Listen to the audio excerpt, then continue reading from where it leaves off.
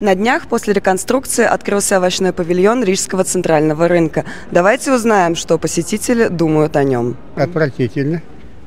Не нравится? Нет, А конечно. почему? Потому что должны быть овощи. А мы видим, что базар. Nu, neko neredzam, ne saknes, ne dārzeņus, ne augļus. Впечатляет.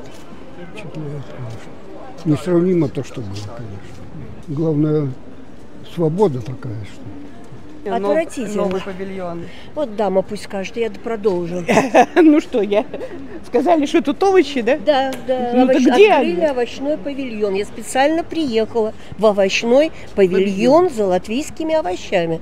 У дамы спросила. Она говорит, вот здесь. А я в овощи. А овощи в рыбном. 70 лет. Все было по-человечески. Вас еще тогда не было. Когда было все понятно.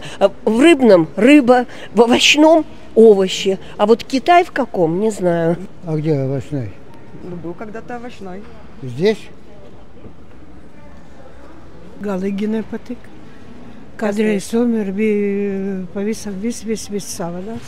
Es taču jau atceros no tiem laikiem, vēl pēc tam laikiem. Ja? Un es jums pateikšu, godīgi man nepatīk.